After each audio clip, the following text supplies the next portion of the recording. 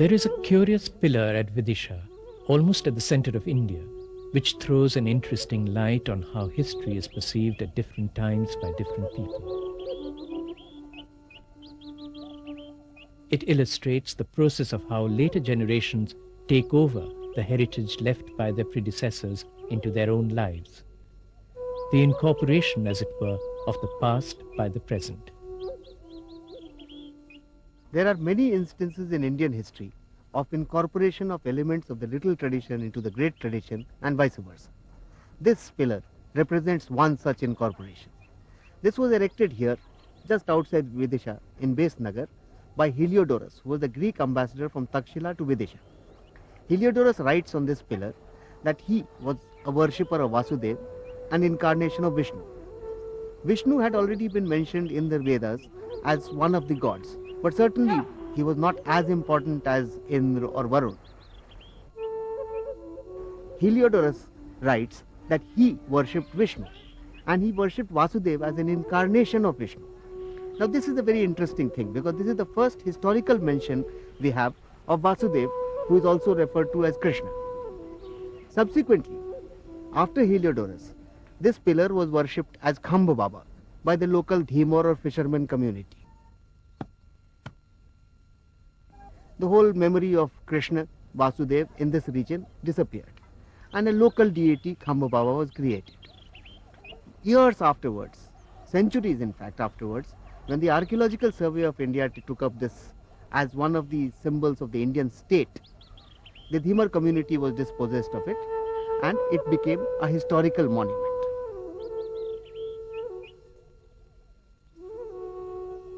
In fact, both history and culture have many meanings, and their complexities deserve to be explored in detail. History cannot be a mere chronological account of events and personalities. Indeed, history lives on in the present, in the lives of ordinary people.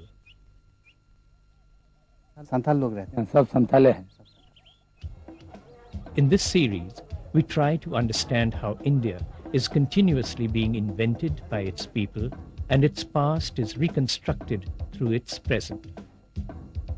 We set out both as historians and documentary filmmakers to explore these complexities which constitute Indian history.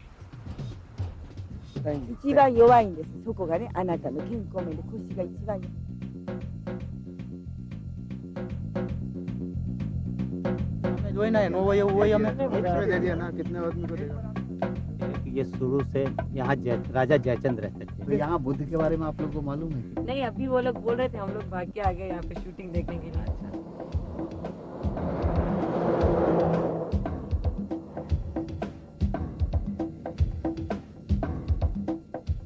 Our exploration of the culture and civilization of India in historical outline has been inspired by D.D. Kosambi.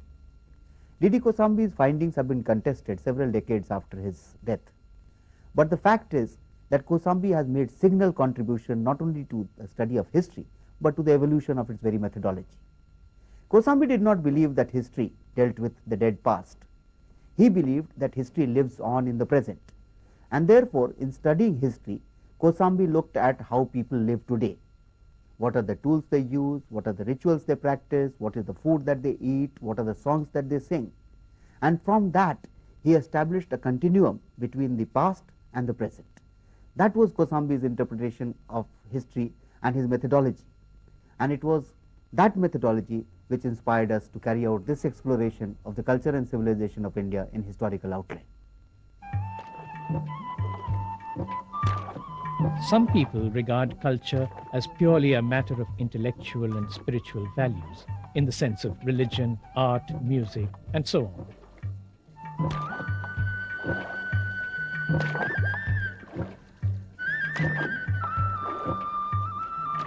However, there are difficulties in taking this type of culture as the mainspring of history.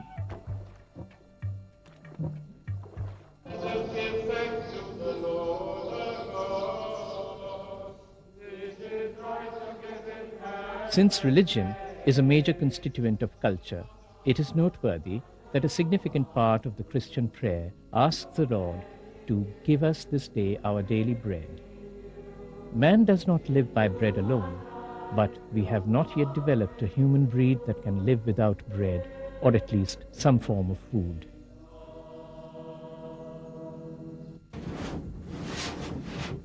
The basis of any formal culture must lie in the availability of food supply beyond that needed to support the actual food producer.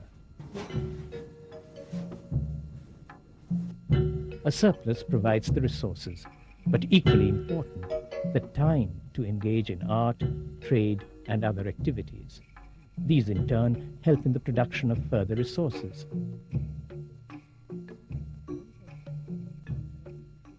Surplus production depends upon the technique and instruments used.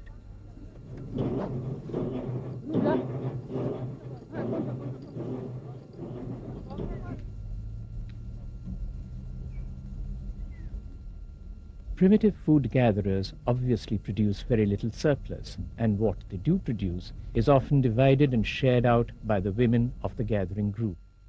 This pattern still prevails among some people who are called tribals. With further development, the apportioning job is taken over by the patriarch, the tribal chief, the head of the clan. Women get subordinated as patriarchy develops.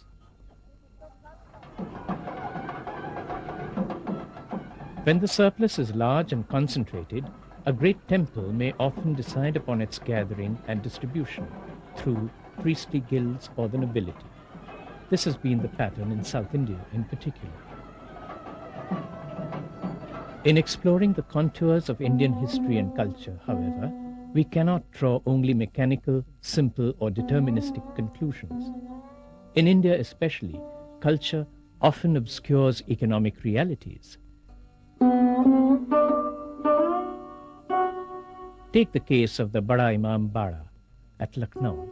Its origin had much to do with food. It was built as a famine relief measure to provide employment to starving people, but it became a symbol of the feudal nobility of Awadh. In exploring India's past, we must take account of the hidden layers of the historical process which underlie every current social form. For instance, at the Buddhist cave monastery at Karle in Western India, we are reminded that popular religion has overtaken high philosophy.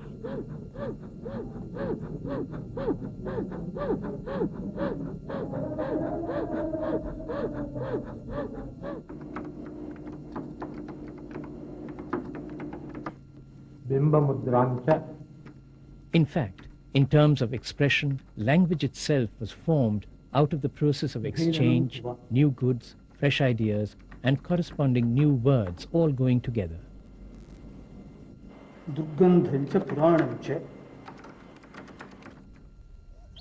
With the easy edifice complex which afflicts documentary filmmakers, we began our exploration with archaeology and sought history through monuments.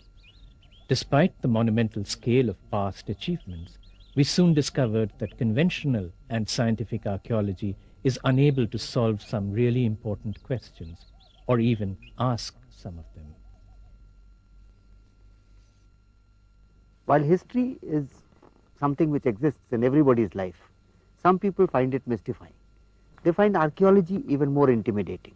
Archaeology, after all, is a science which has its parameters and has its methods. But then you don't really have to be a specialized scientist in order to be an archaeologist. Kosambi said all that you need is a sturdy pair of legs and a walking stick with a ferrule. You don't have to dig deep. Sometimes things appear on the surface itself. And it is easy to make out different levels of living by just looking at houses or artifacts which exist on the surface. For instance, I am sitting on a rump of a house. It was made of mud. It has over the period of time gone, and now on its place stands another house. This exists in 3 levels. The lowest level has stone, then we have brick, and then finally we have mud. This is perhaps the work of one generation, but then it shows different levels of living which people in this area have had. India, however, has one tremendous advantage that was not utilized till recently by historians. It includes within it the survival of many social forms that allow the reconstruction of totally diverse earlier stages. To find these strata, one has to move from cloistered libraries to the field where ordinary people live and work.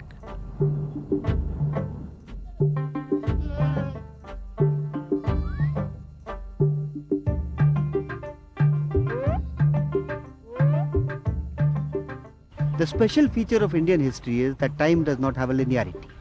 It is not as if people change their methods of living as they go along. At any given point of time, you can have people living as their forefathers would have done 2000 years before Christ, and of course existing 2000 years after Christ. Take the case of the Gaddis of the Kangra and Chamba valleys of Himachal Pradesh. Some of them live as pastoralists, taking their cattle across the passes, over the hills.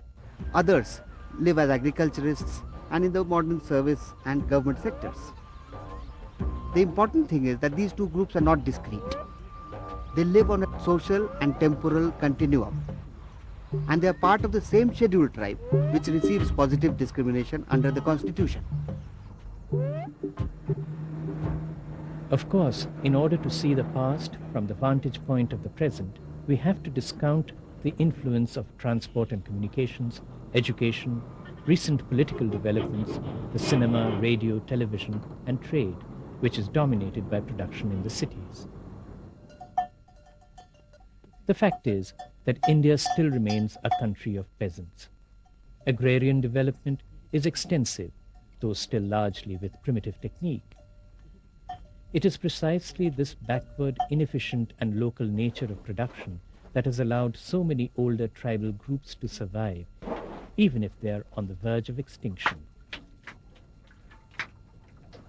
The influence of ecology on history and culture is obvious from the fact that the whole rural economy is still dominated by the seasonal rain, the monsoon. This causes between 20 to 200 inches of yearly rainfall in various parts of India. Anything less means a famine area or requires irrigation.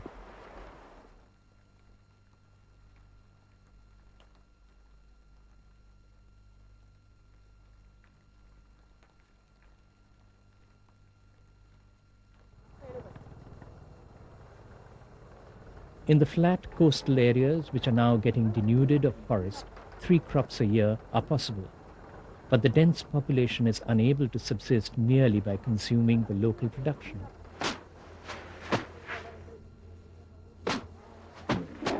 The economy, therefore, cashes in on crops like the coconut.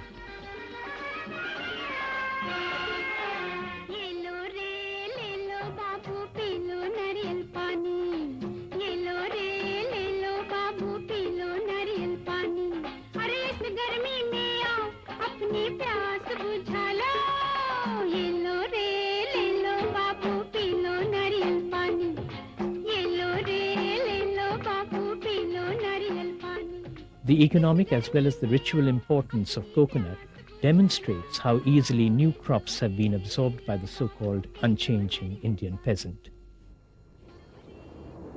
Mineral resources are only now being developed in the forests of central India and some wild areas of the peninsula to something like their full potential. Differences in geography and in natural resources led to different regions developing in different ways, some taking the high road and some taking the low dirt track. The main feature of Indian society, seen at its strongest in the rural part, is caste.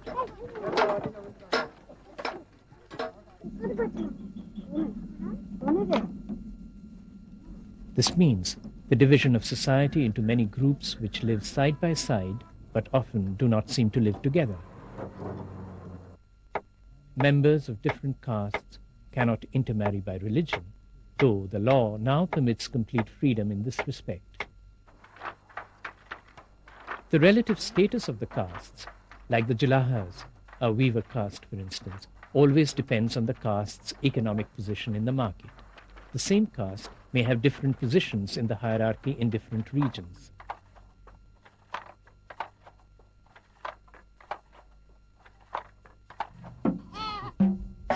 At the lowest end of the economic scale, we still have purely tribal groups, many of whom are in a food-gathering stage.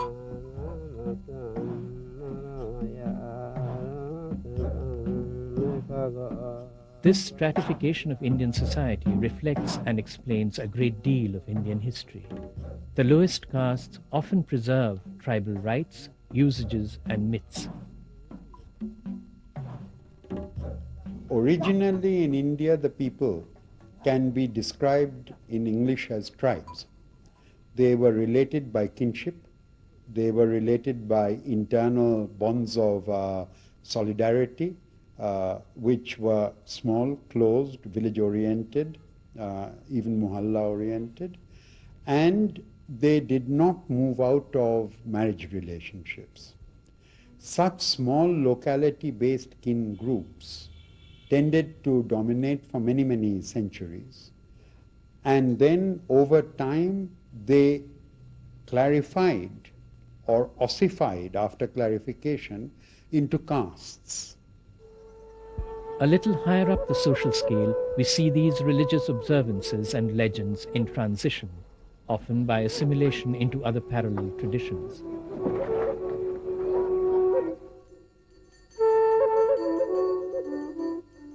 Another step above, these practices have been rewritten by Brahmins to suit themselves.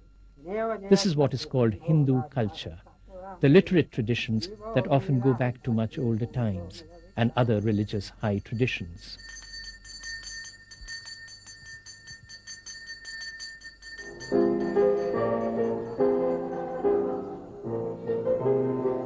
Meanwhile, the multi-religious nature of India also needs to be noticed. Barely years after the crucifixion of Jesus, St. Thomas the Apostle, Doubting Thomas, brought the gospel to India. And while the Prophet Muhammad, peace be upon him, was still alive, Islam came to Kerala. And then there were also the philosophical developments like Buddhism and Jainism, which were formulated by the great religious leaders of Indian history. This philosophizing was a considerable advance for Indian society when the doctrines were first propounded. The same doctrines, ironically, later contributed heavily to Indian society being kept back by dogma. Thinkers like Kabir fought this orthodoxy virtually from within the enemy camp in Varanasi. Kabir, living in this city, grappling with all kinds of religious orthodoxy, had to use religious terminology in order to put his point of view across. He talked about both the ritualisms of the Hindu as well as the orthodoxy of the Muslims. About the Hindus, he said, "Patthar pooje hari mile, to main pooju pahar, tate ye chakki bhali, peace khaye sansar." If God can be achieved by worshipping stone, then it is much better to worship the grinding mill. The grinding mill is something which provides food for the whole world. About the Muslims, similarly, he said, "Kankar patthar chun ke masjid liya banaye, ta chadhi mulla bang de, kya bahra hua khudaye." You have picked up pebbles and stones and built a large mosque, and the mullah climbs up on that and crows like a rooster. Has God become deaf? Religions themselves do not constitute history, but their rise and change of function is excellent for our exploration. Indian society seemed to develop more by successive religious transformation than by violence. However, while at times religions liberated mundane life, at others they also bogged it down through ritualism.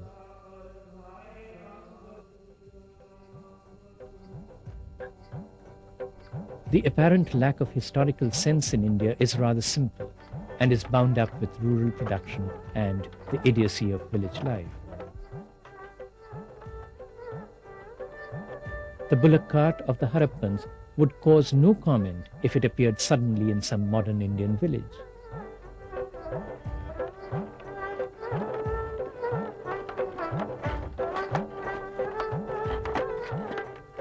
Despite changes in the modes of production, the modern Indian village still often gives an impression of poverty and helplessness.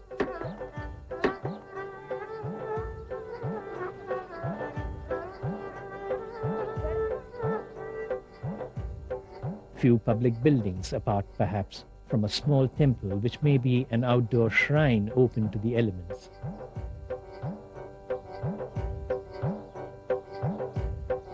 The uniform appearance of rural poverty hides a considerable differentiation. The bulk of the producers are peasants with small holdings. A few are self-sufficient. Some, however, may rise to be powerful in the sense of a rich peasant or kulak class. The systems of rural India changed most dramatically with the coming of cash crops. Otherwise, they had remained virtually unchanged during India's long medieval period, including the Sultanate and the Mughal Empire. However, with the cash crops, the British also brought about changes in the system of administration of economic resources. Some methods were quite bizarre. In those days, when the British people came, tribal people can be won over by giving some presents, tobacco, cigarettes and such things. But to clear off the bamboo groups, they found that it is better to get some 10 rupees coin or 20 rupees coin thrown into the midst of the bamboo. Then these people will get it cut cleared and take back that money. And thereby the labor is considerably reduced and economically they have cleared the land. That was a very ingenious way of making money. In fact, no village can today be self-contained. Even the most secluded must sell something, not only to buy the little cloth and household goods required, but to pay some taxes or rent.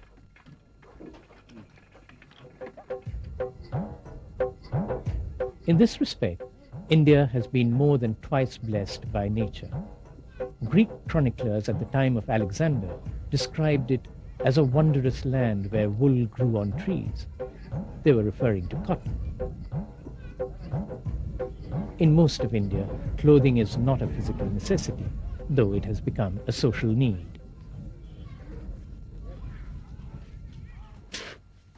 Salt, however, has always been indispensable, and metals in some quantity had to be available before regular agriculture could be practiced. These two necessities are not produced in most villages, but have to be acquired from the outside.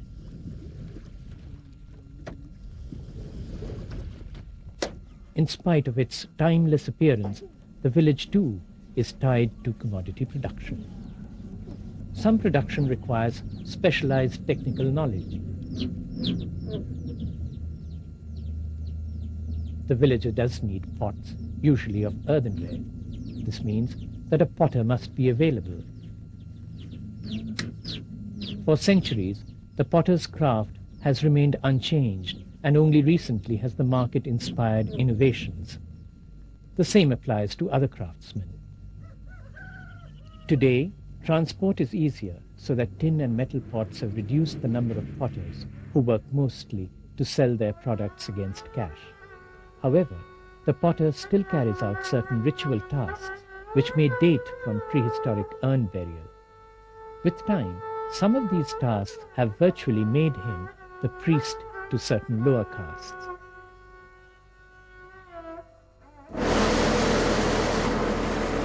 The differentiation within the village is by caste, even beyond that between artisan and peasant or priest. Some people are barely out of the food gathering stage. As a rule, they have also the right of gleaning after the harvest, whether they have helped in the work or not.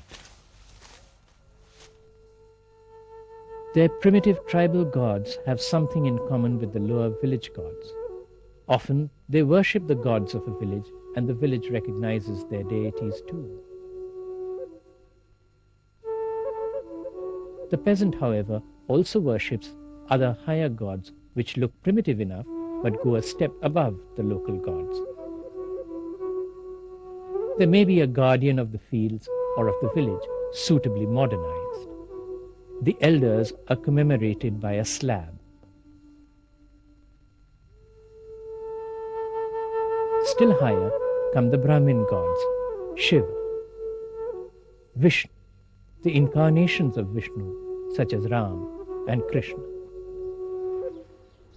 Meanwhile, in terms of secular life too, Indian history evolved through fits and starts, with succeeding generations building on the legacies of their predecessors. History has a habit of growing on itself. Modern buildings come up on sites which are old. The establishment of a Buddhist stupa on the ruins of Mohenjo-daro is just one instance. Many cities have come up on megalithic burial sites, and this Nalagar Koti on top of the Harappan ruins at Rupnagar, otherwise called Ropad, is yet another instance of such an appropriation of history by later generations.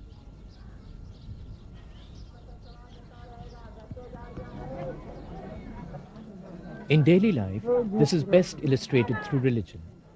Even as the culture of India evolved, the older gods were not smashed, but adopted or adjusted. Religion thus gave some unity to what would have been social fragments without a common bond. The process was of crucial importance in the history of India. First, in developing the country from tribe to society, and then holding it back, bogged down in the filthy swamp of superstition. The continuation of the primitive into the modern is illustrated by the spring festival Holi, which is celebrated with zest. This is in spite of the fact that it has become a rather depraved Saturnalia.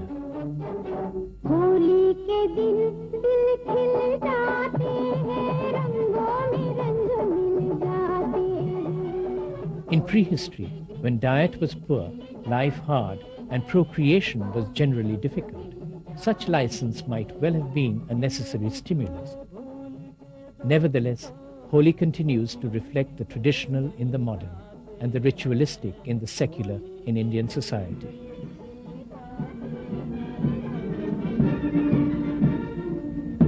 At the same time, modern secular rituals have also developed, and they symbolize the urge for rationality and republicanism, urges that the people follow in inventing India.